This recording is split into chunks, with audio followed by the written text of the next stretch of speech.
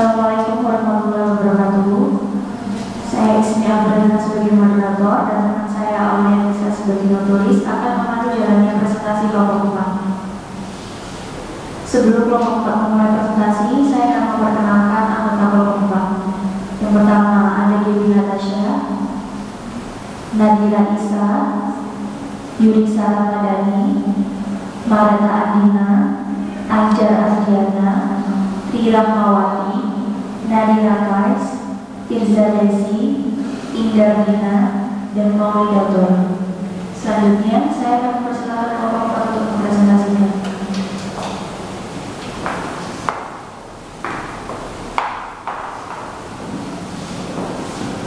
Terima kasih atas kesempatannya. Di sini saya akan membahas planning.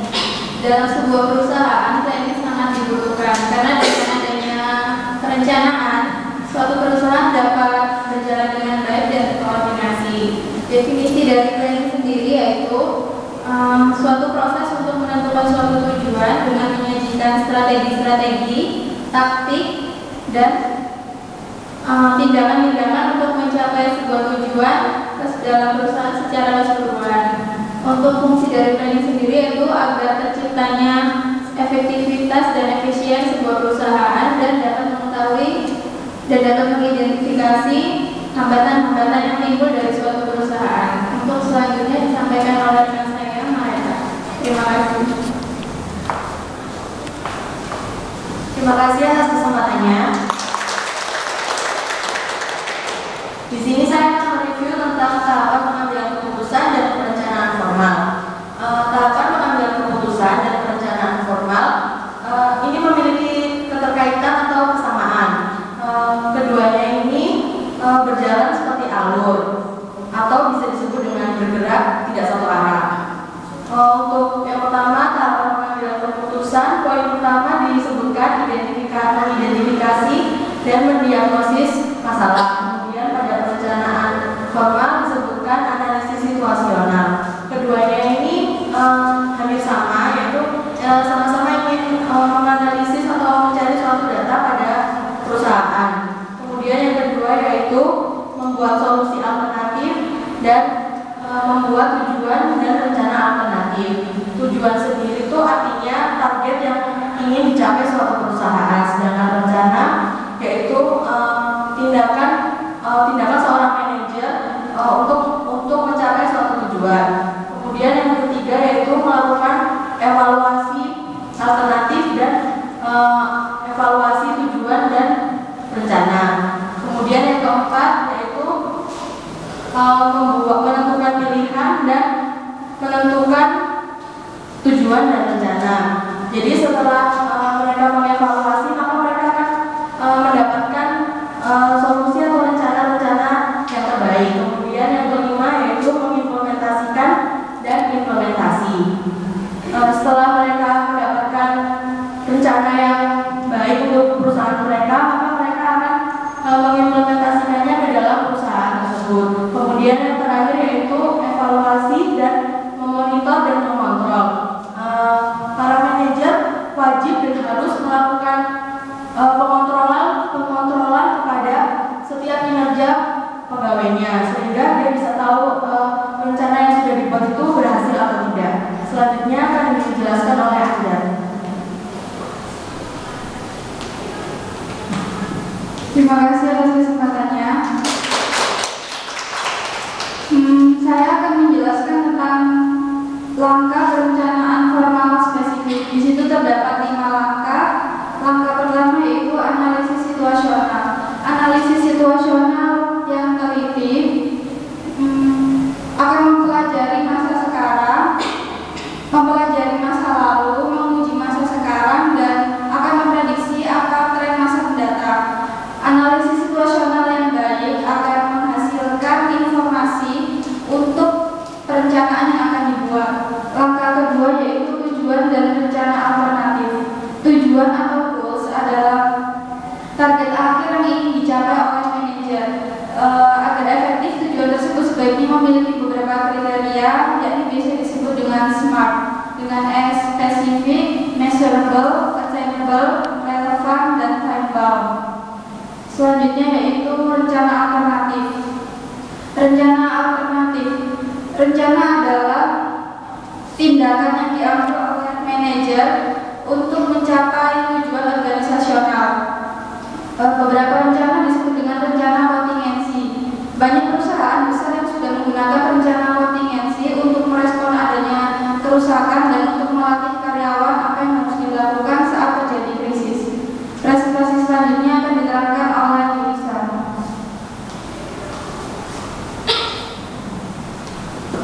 Baik, terima kasih atas kesempatannya.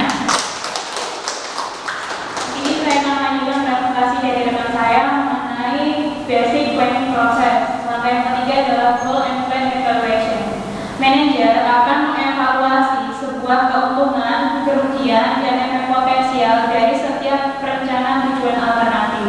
Selain itu, manajer juga harus memikirkan secara hati-hati aplikasi apa yang akan dicapai saat tujuan dan rencana tujuan efek potensial.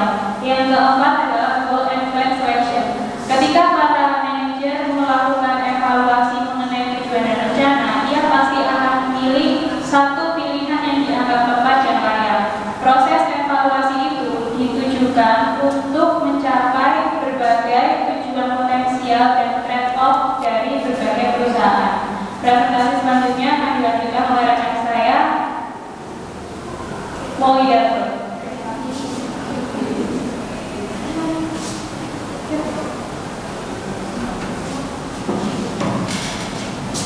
Terima kasih atas kesempatannya. Di sini saya akan menjelaskan mengenai implementasi dan pemonitoran dan pengendalian. Dalam langkah 5 implementasi ini, setelah rencana yang sudah ditetapkan, maka seorang manajer harus bisa lebih memahami lagi mengenai rencana-rencana tersebut. Setelah itu, dalam implementasi ini dibutuhkan sumber daya yang dibutuhkan untuk mengimplementasikan rencana tersebut, serta dibutuhkan juga motivasi yang tinggi untuk mencapai tujuan dan rencana tersebut. Dalam organisasi biasanya dibutuhkan sebuah anggaran dana dan imbalan. Dalam hal ini dalam organisasi biasanya ditujukan untuk mendorong motivasi dari karyawan untuk lebih mengimplementasikan rencananya dengan baik sehingga tujuannya bisa tercapai. Selanjutnya adalah langkah ke-6, pemonitoran dan pengendalian. Dalam hal ini manajer biasanya lebih berkesinambungan untuk memonitor kinerja para karyawannya serta dilanjutkan untuk membangun pengendalian di mana jika terjadi masalah atau implementasi rencana tidak diimplementasikan dengan baik, maka seorang manajer dapat memberikan kesempatan pada karyawannya untuk dapat memperbaiki rencana-rencana tersebut sehingga rencana dapat dilanjutkan dan tujuan dapat dicapai dengan baik. Maka presentasi selanjutnya akan dijelaskan oleh rekan manajer.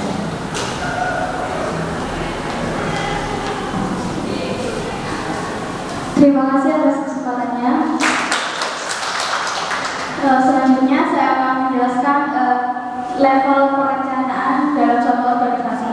Yang pertama yaitu perencanaan strategi, perencanaan taktis, dan perencanaan operasional. Di mana perencanaan strategis ini merupakan suatu prosedur untuk pengambilan keputusan tentang tujuan dan strategi jangka panjang yang akan dilakukan oleh suatu organisasi.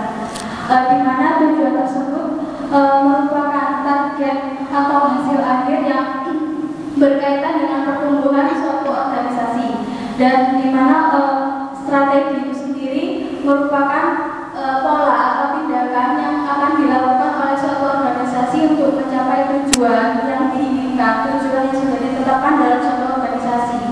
Yang kedua yaitu perencanaan taktis. Perencanaan taktis ini merupakan suatu prosedur untuk menerjemahkan tujuan dan rencana yang luas menjadi tujuan dan rencana yang lebih spesifik. Seperti kita membuat suatu produk, bagaimana kalau kita itu mempercantik produk itu agar konsumen itu tertarik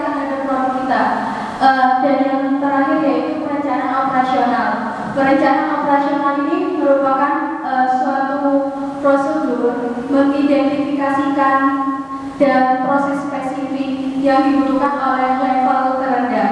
Maksudnya itu seperti kita sudah membuat produk, tetapi bagaimana kita menjalankannya, bagaimana kita memasarkannya untuk konsumen agar konsumen itu tertarik terhadap produk kita. Sekian presentasi dari saya, selanjutnya akan dijelaskan oleh teman saya Tri Rahmawati.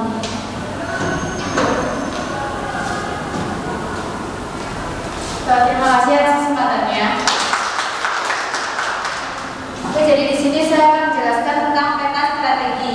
Di mana itu ada 4 aspek. Yang pertama financial goals, customer goals, internal goals, sama long and learning and growth goals. Jadi keempat aspek tersebut termasuk dalam 4 kunci pemicu atau balance scorecard.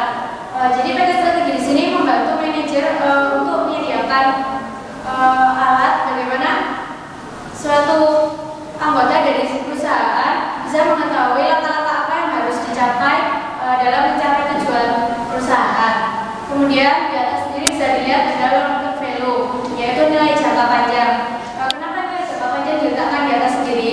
Itu karena peta strategi membantu berbagai macam tujuan strategis perusahaan berkaitan satu sama lain untuk mencapai nilai jangka panjang suatu perusahaan. Kemudian di financial goals itu ada productivity growth dan revenue growth.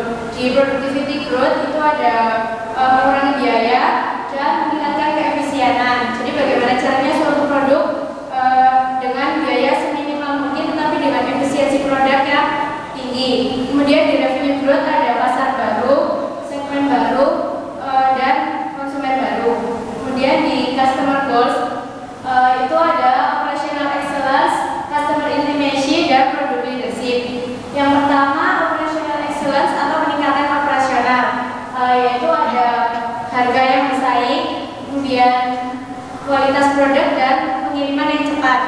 Kemudian di customer intimacy, bagaimana kita harus menjaga kedekatan dengan konsumen dengan pelayanan khusus serta solusi yang efektif. Kemudian yang ketiga itu ada product leadership atau kepemimpinan produk. Itu ada fitur produk, fungsi produk, dan kemampuan produk. Kemudian di internal goals atau tujuan internal itu ada inovasi, increase customer value, operational improvement, sama good corporate citizenship. Jadi yang pertama itu inovasi. Gimana caranya suatu perusahaan harus terus-menerus menciptakan produk atau jasa baru dan segmen pasar baru. Kemudian dia meningkatkan nilai customer. Kita harus tetap menjaga hubungan yang erat dengan customer agar tidak lari ke perusahaan lain. Kemudian yang operational improvement itu hampir sama dengan productivity growth, yaitu dengan biaya seminimal mungkin tapi produknya efisien. Dan yang terakhir itu ada good corporate citizenship, yaitu kewarganegaraan perusahaan yang baik. Bagaimana caranya kita harus tetap mempererat hubungan dengan pemasok, regulator, karyawan, dan sebagainya. Dan yang terakhir itu learning and growth goals atau pertumbuhan dan pembelajaran.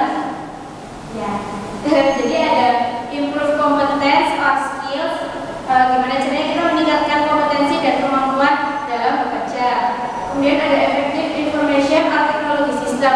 Jadi kita harus memanfaatkan adanya teknologi informasi agar tidak sia-sia. Dan yang terakhir ada supportive value and practice, nilai praktik yang mendukung. Selanjutnya akan dilanjutkan oleh rekan saya Nadira.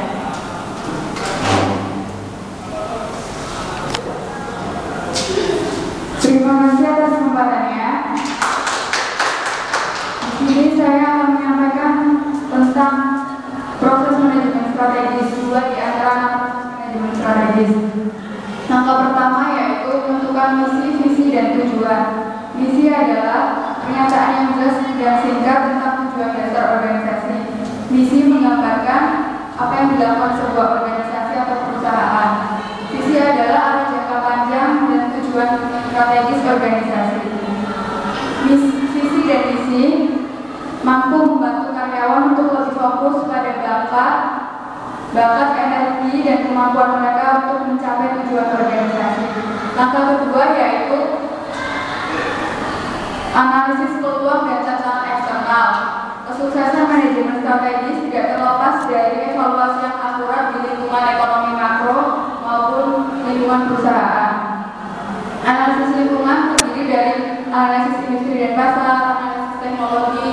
analisis ekonomi makro, analisis sumber daya manusia, analisis politik dan peraturan dan sebagainya. Tujuan dari analisis lingkungan adalah untuk mengerti dan memahami lingkungan perusahaan sehingga manajemen akan memberikan reaksi cepat terhadap setiap perubahan yang ada di lingkungan. Selain itu juga membantu manajemen agar memberikan reaksi yang cepat terhadap isu-isu kritis yang ada di suatu perusahaan. Selanjutnya akan dilanjutkan oleh rekan saya.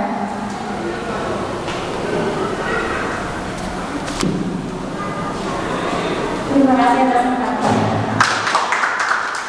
Sekarang saya akan membahas mengenai analisis internal perusahaan mengenai kelebihan dan kelemahan perusahaan.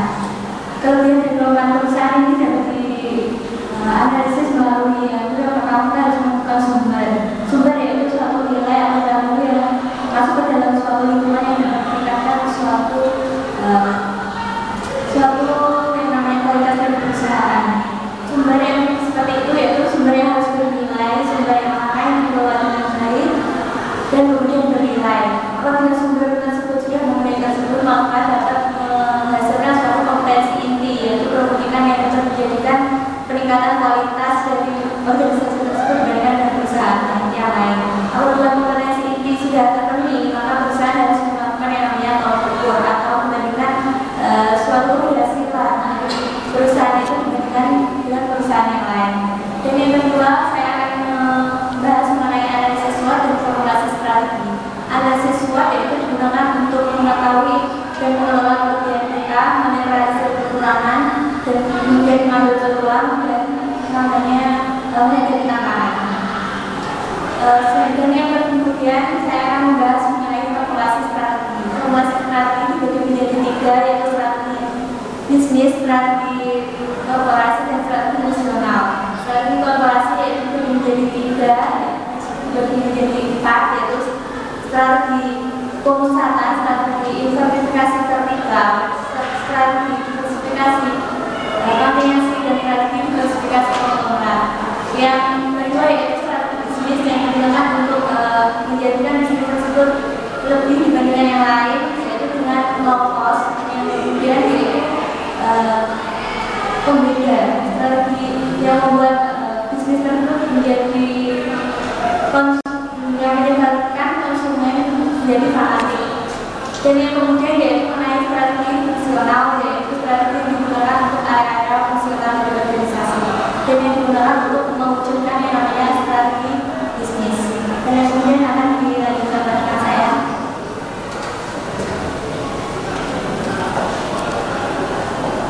Terima kasih atas kesempatannya. Saya akan mempresentasikan tentang implementasi strategi. Implementasi strategi sendiri itu adalah pekerjaan yang dilakukan sesudah merumuskan strategi. Ada 2 pandangan yang tentang implementasi strategi, yaitu pandangan dari organisasi dengan pandangan partisipatif dan dengan manajemen yang komprehensif. Manajemen komprehensif di sini sendiri itu harus didukung dengan faktor eksternal, sumber daya alam, kemudian sistem informasi. Jika dengan partisipatif, semua manajer di level manapun dilibatkan dalam perumuskan implementasi strategi. Langkah-langkah yang dilakukan dalam mengimplementasikan strategi yang pertama